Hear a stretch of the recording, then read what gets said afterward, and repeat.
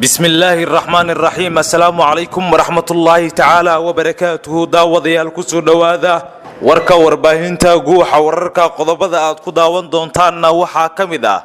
culayskii ugu xumaa abid oo soo wajahay Axmed Madoobe oo aqbalay go'aankii Amisom kana laabtay mowqifkiisii hore musharaxiinta Jubbaland oo soo dhaweeyay arintaasi Mareykanka oo war xasaasi ah ka soo saaray doorashada Jubbaland iyo tan 2020ka Kenya oo shaacisay inay difaacayso Axmed Madoobe duqeyn ka dhacday Jubbada Dhexe maxkamadda gobolka Banaadir oo dambi culus ku heshay ninkii Britishka ahaa ee lagu qabtay garoonka Muqdisho dawladda oo beenisay eedeyn uga timid hogaamiyaha xisbiga Wadajir wararka dibadda aad ku daawan doontaan waxa kamid ah Iran oo ku goodisay hadii weerar lagu qaado in uu saameyn doono dunida oo dhan qodobadaas iyo qodobo kale ayaad ku daawan doontaan warka warbaahinta guuxa wararka u diyaar garooba warkaasi oo faahfaahsan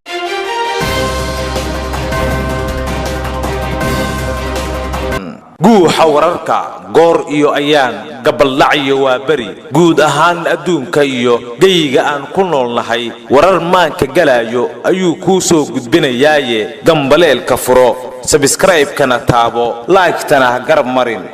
warkii oo fidsan duqeyn ka dhacday gobolka Jubbada Dhexe wararka naga soo gaarayo gobolka Jubbada Dhexe ayaa waxa ay sheegayaan in xalay deegaano ka tirsan gobolkaasi ay ka dhaceen duqeymo diyaaradeed oo xoogan duqeymaha ayaa dadka deegaanka ku waramayaan in ay ka dhaceen magaalooyinka Saakow Jilib iyo Salagle waxaana lagu beegsaday saldhigyo ay goobtaasi ku lahaayeen Al-Shabaab ila sirdoon ayaa guuxa wararka u sheegay in Al-Shabaab duqeymahaasi looga dilay saraakiil sare iyo dagaalamayaal xiriir aan la sameeynay dadka shacabka ah ee ku sugan deegaanada duqeynta ka dhacday ayaa inoo xaqiijiyay in ay maqlayeen diryanka madaafiicda balse aysan xaqiijin karin khasaaraha gaaray saldhigyada Al-Shabaab si rasmi ah looma oga duqeymaha diyaaradaha fuliyay dawladda laga leeyahay balse inta badan duqeymaha ka dhaca Soomaaliya ee lagu beegsado Shabaab iyo Daacish waxa fuliyo diyaaradaha Mareykanka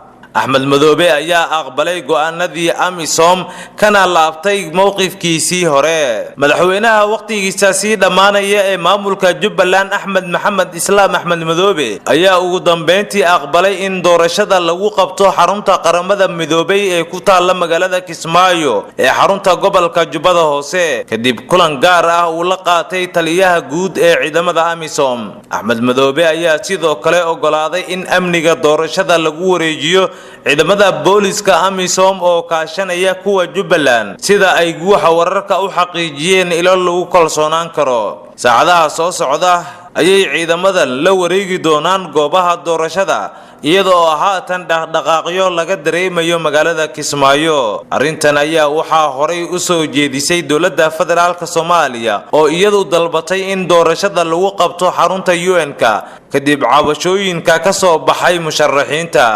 sidoo kale qaar kamid ah musharaxiinta oo la hadlay warbaahinta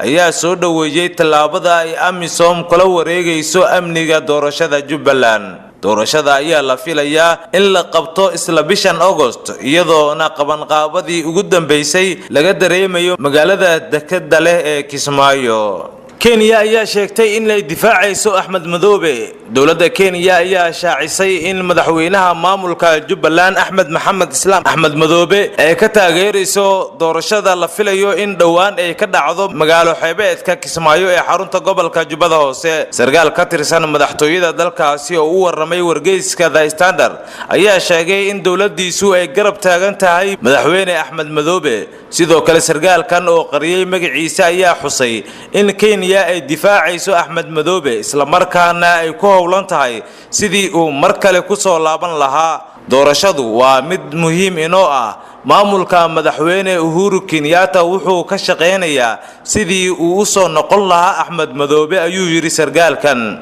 sidoo kale waxa uu intaasi ku daray in madaxweynaha Jubbaland uu yahay siyaasiga kaliya ah ee aaminsan tahay Kenya isla markaana ay xulafo la tahay sida uu hadalka u dhigay ugu dambeyntii wuxuu mas'uulkan hoosta ka xariiqay in ciidamada Kenya aysan ka bixi doonin magaalooyinka Kismaayo iyo Doobley kana difaaci doonto al-shabaab warka ka soo baxay dawladda Kenya ayaa ku soo aadayo xilli haatan lolan adag iyo culays uu la kulmayo Axmed Madoobe oo doonayo in markii saddexaad loo doorto xilkaasi Mareykanka ayaa war xasaasi ah ka soo saaray doorashada Jubbaland iyo tan 2020 ee dawladda federaalka Soomaaliya war ka soo baxay wasaaradda arrimaha dibadda Mareykanka ayaa ugu horeyn waxa looga hadlay socdaalkii kaaliyaha xogayaha arrimaha dibadda dalkaasi u qaabilsan dhinaca siyaasadda David oo ku tagay magaalada Muqdisho ee caasimadda dalka warbixinta kasoo baxday xafiiska afhayeenka waaxda arrimaha dibadda Mareykanka ayaa waxa ay u qorneed sida tan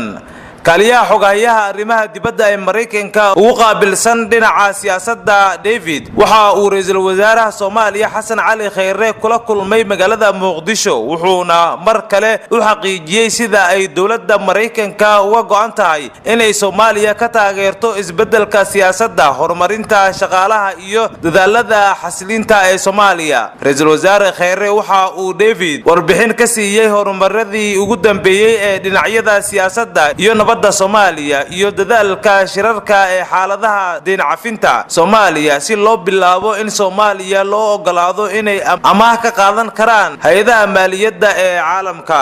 kaaliyaha xogayaha arrimaha dibadda ee Mareykanka u qaabilsan dhinaca siyaasadda David waxa kale uu ka hadlay rajada dawladda Mareykanka ee ku aadan inay doorasho lagu kalsoonaan karo oo nabad leh ka dhici doonto dawlad goboleedka Jubbaland dabayaaqada bishan August waxa kale oo uu dhiirigeliyay horumarka geed socodka ee horseedi kara inay doorasho hal qof iyo hal cod ah ee doorashada qaranka ee Soomaaliya ka dhici doonto bartamaha sanadka soo socda ee 2020 ugu dambeyntii qoraalka ka soo baxay xafiiska afhayeenka wasaaradda arrimaha dibadda Mareykanka waxa lagu muujiyay inay David iyo Xasan Cali Khayre isku raaceen qiimaha howlgallada ammaanka ee lagu wareegayo deegaanada ay al-shabaab maamulaan iyo u diyaar garowga ciidanka Soomaaliya si ay AMISOM ugala wareegaan howlaha nabadgelyada iyo deganaanshaha guud ee Soomaaliya maxkamadda gobolka Banaadir ayaa dambi culus ku heshay ninkii Britishka ahaa ee lagu qabtay garoonka Muqdisho maxkamadda gobolka Banaadir ayaa maanta go'aan ka badnambeys ah ka gaartay kiiska loo haystay Andrew Brim oo u dhashay dalka Ingiriiska kaasi oo lagu soo eedeeyay qalqalgelinta amniga garoonka Aadan Cadde ee magaalada caasimadda ah ee Muqdisho ninkan 48 sano jirka ah ayaa waxa ay maxkamaddu sheegtay in lagu helay qodobka 34aad ee xeerka nabadgelyada qaranka sidoo kale waxa ay maxkamadda gobolka Banaadir sheegtay in Andrew lagu waayay kamid ah qodobadii lagu soo eedeeyay ugu dambeyntii maxkamadda ayaa ninkan ku xukuntay in uu bixiyo ganaax lacageed oo dhan 7,000 oo lacagta dollarka Mareykanka ciidamada ammaanka ee garoonka ayaa horay ninkan ugu soo qabtay 3 qasanadood iyo jaakadaha aan xabada karin xilli uu u safriyay dalka isu taga Imaaraadka Carabta Andrew ayaa sidoo kale dhalasho ka haysta dalka Faransiiska waxaana uu la shaqeyn jiray shirkadda SKA oo mar gacanta ku haysay garoonka diyaaradaha ee Aadan Cadde ee magaalada Muqdisho dawladda ayaa beenisay eedeyn uga timid hogaamiyaha xisbiga wadajir dawladda Soomaaliya ayaa beenisay in ay ka gaabisay sugidda amniga taabadalkeedana al-shabaab ku dhaxmilmeen xarumaha dakhliga iyo hay'adaha ammaanka dawladda Soomaaliya wasiir ku-xigeenka wasaaradda warfaafinta xukuumadda Soomaaliya Aadan Isaaq Cali ayaa sheegay amniga dalka uusan xilligan ahayn sida siyaasiyiinta qaar ay sheegayaan isla markaana uu aad uga xun yahay hadallada qaarkood ee ka soo yeeraya siyaasiyiinta waxaan aad uga xumahay dad sheeganaya mucaarad inay sheegaan warar noocan oo kala ah waana kuwa dhiirigelinayo al-shabaab sidoo kalena niyad jabin ku abuurayo shacabka Soomaaliyeed shakhsiyaad ku dhex jira dawladda in ay hadalkaasi sheegaan ay tahay gaf iyo mas'uuliyad darro ayuu yiri wasiir ku-xigeenka warfaafinta Aadan Isaaq. wasiirka ayaa isaga oo wareysi siinayo BBC-da ayaa sheegay